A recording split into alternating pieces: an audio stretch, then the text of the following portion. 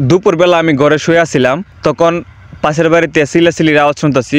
তো ঘুম থেকে ওইটা দূরে গেলাম, গিয়া দেখি এক শিশু পাচারকারী মহিলারে আটক করছে। মহিলা নাকি শিশু নিয়া মানে একটা বাচ্চা নিয়ে পালা যেতে আসছিল, তখন এই মহিলাকে আটক করছে গ্রামবাসী। রমজান মাস প্রায় শেষের দিকে, সামনে আসতেছে ঈদ।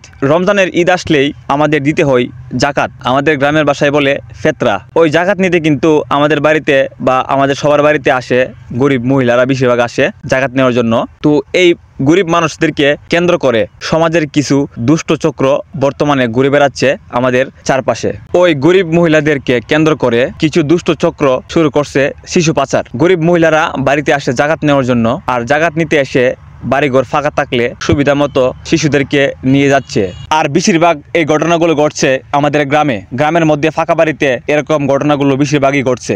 আর ওইসব গরিব মানুষদেরকে যদি মানুষ দেখে, মানে আমাদের বাড়িঘরের চারপাশের মানুষ যদি দেখে, তাহলে ওই গরিব মহিলারা বলে কি যে আমরা জাকাত নিতে আসছি, আমরা ফেতরা টাকা নিতে আসছি। 1000-2000 টাকার জন্য কিন্তু ওই মহিলারা লোভে পড়ে আপনার আমার সন্তানকে নিয়ে পাচার করে দিবে। তাদের কাছে 1000-2000 টাকা হলেও আমাদের সন্তান কিন্তু আমাদের কাছে সবচেয়ে বড় সম্পদ। তো আমরা সবাই বর্তমানে সতর্ক থাকবো, বিশেষ করে আমাদের গ্রামের মানুষ আমরা খুবই সতর্ক থাকবো, যাতে এরকম দুষ্ট চক্র থেকে আমরা বাঁচতে পারি। আপনাদের কাছে আমার একটা রিকোয়েস্ট, আপনারা এই ভিডিওটা বেশি বেশি করে শেয়ার করে দিবেন। আপনারা বেশি বেশি করে শেয়ার করলে সবাই এই ভিডিওটা দেখবে এবং সবাই সচেতন হবে এবং সবার সন্তানদেরকে চোখে চোখে রাখবে, যাতে তাদের সন্তানরা আড়াল না হয়, সবাই চোখে চোখে রাখবে। তাই ভিডিওটা বেশি বেশি করে শেয়ার করে দিবেন, মানুষের কাছে আমার ভিডিওটা পৌঁছাক, মানুষ সচেতন হোক। আপনার সন্তান, আমার সন্তান, সবার কাছে কিন্তু সবচেয়ে বড় সম্পদ। আজকের ভিডিও এই পর্যন্তই। সবাই ভালো থাকবেন, সুস্থ থাকবেন। আল্লাহ হাফেজ।